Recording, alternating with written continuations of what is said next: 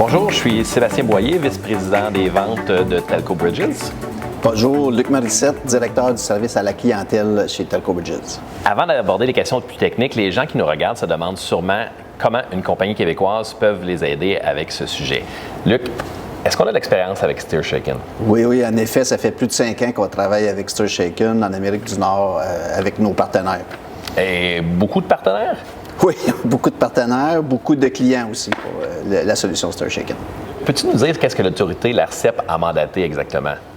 Oui, l'ARCEP a mandaté le mécanisme d'authentification des numéros, le MAN, qui est l'équivalent du SteerShaken aux États-Unis. Et puis, ils ont mandaté les Français à implémenter ça avant le 1er juillet. Et est-ce que tu penses qu'ils vont y arriver?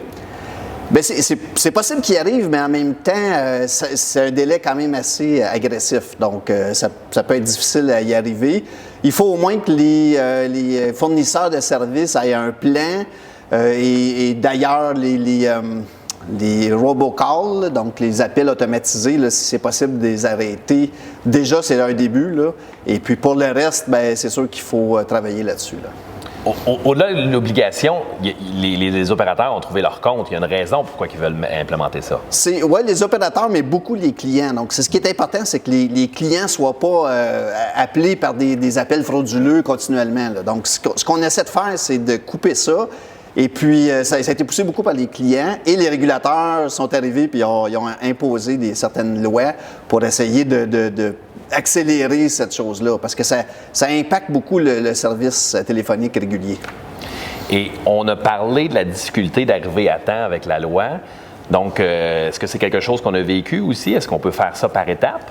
Oui, c'est sûr qu'il faut le faire par étapes parce que de base, en fait, l'idéal, ce serait que tous les appels frauduleux soient coupés et ils ne se propagent pas dans le réseau. Donc, on les coupe à la source et puis ensuite, c'est coupé. Sauf que, étant donné que tous les opérateurs n'ont pas ça en place en même temps, ce qui arrive, c'est que si on coupe des appels qui sont bons, bien là, ça pourrait faire un problème. Donc là, ce qu'on veut, c'est implémenter ça par étapes. Donc, à chaque étape, on ajoute des informations dans les appels pour être capable de valider ces appels-là. Pourquoi avons-nous besoin de l'authentification du numéro de l'appelant? Oui, bien en fait, ce qu'on essaie de faire, c'est prévenir les appels frauduleux.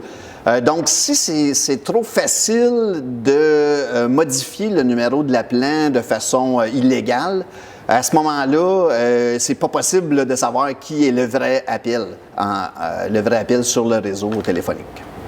Donc, ça va nous aider à avoir ces appels-là qu'on reçoit souvent, régulièrement, là, de gens inconnus qui essayent de nous vendre des choses. Donc, cette implémentation-là va effectivement réduire cette quantité d'appels-là. Exactement. Donc, c'est essayer de prévenir les escrocs dans le réseau.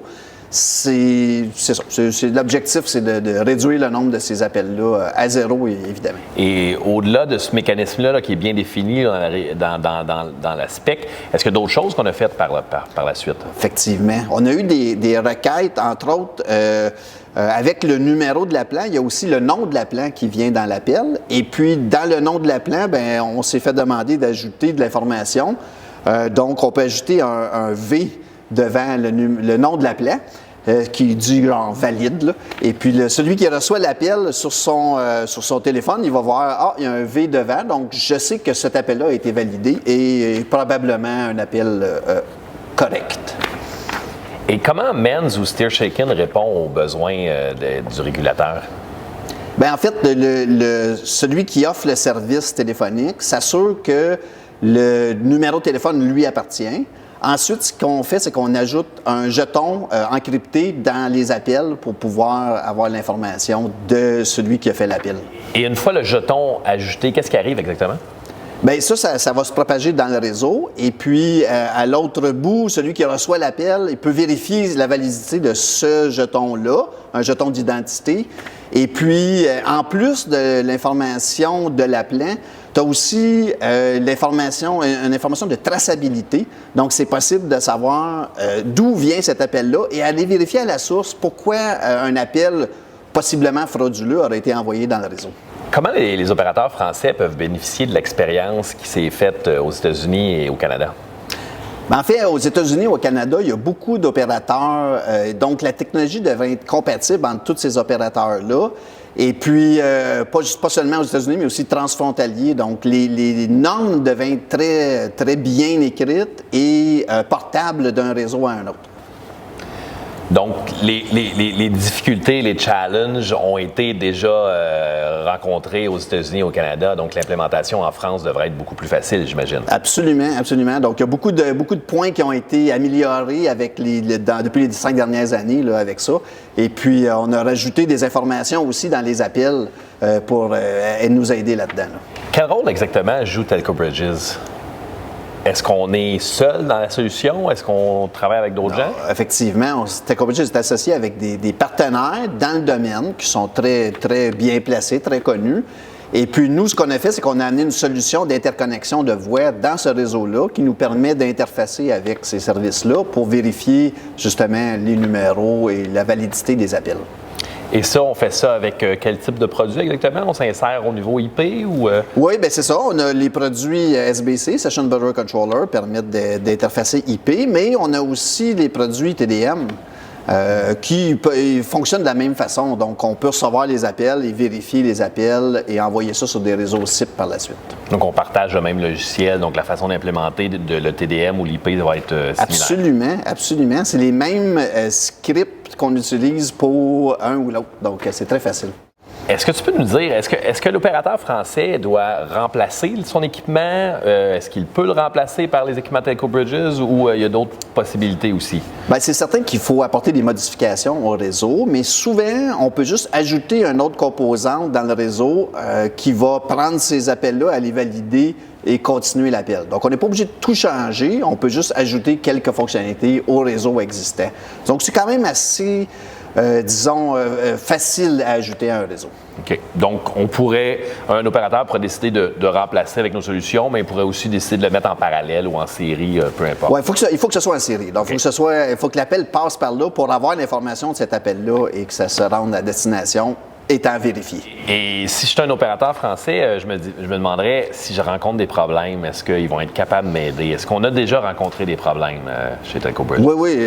Des problèmes, on en voit. C'est notre travail de trouver des problèmes, régler les problèmes, trouver des solutions. Et puis, je pourrais dire que notre équipe est quand même très solide, très avancée dans tous les problèmes qu'on peut rencontrer dans ces réseaux-là. Pourquoi exactement Telco Bridges? Pourquoi Telco Bridges est le bon partenaire pour implémenter cette solution-là? Bien, nous, Telco Bridges, on a d'expérience depuis 20 ans. Donc, StirShaken, MAN, c'est plutôt il y a 5 ans on a commencé à faire ça, mais on a expérience dans les réseaux traditionnels et les nouveaux réseaux depuis plus de 20 ans. On travaille avec des partenaires à travers le globe. Donc, beaucoup en Asie, en Amérique et en Europe là, pour déployer toutes ces solutions-là.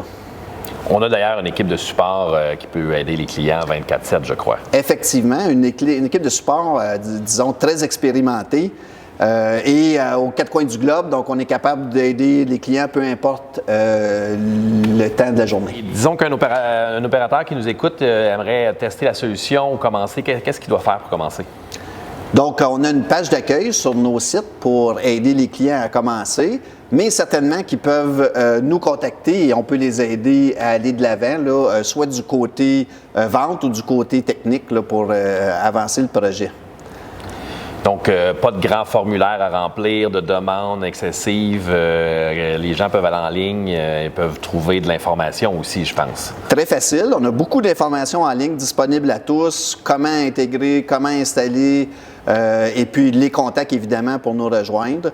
De tout ça, c'est disponible. Je crois qu'on a aussi d'autres vidéos qui parlent peut-être en anglais, mais qui parlent de StirShaken, donc qui peuvent expliquer plus en détail le mécanisme, n'est-ce pas? Oui, il y a eu beaucoup de vidéos qui ont été faites par notre équipe pour expliquer ça. Donc, disons que c'est bien documenté. Je voulais ajouter quelque chose aussi, c'était on peut installer ça dans des environnements virtuels, nos solutions. Donc, c'est vraiment facile à mettre en place et à tester et à déployer. Et on a une version qu'on appelle Free SBC. Est-ce que les gens peuvent tester avec le Free SBC aussi? Oui, absolument. Donc, le Free SBC arrive avec une licence de 3 mois qui inclut tout. Donc, c'est possible de tester toutes sortes de choses avec ça. Encore là, aussi facile à installer que notre produit Pro SBC. Et puis, ça s'installe. On peut intégrer les solutions et puis vérifier si tout fonctionne comme on le veut.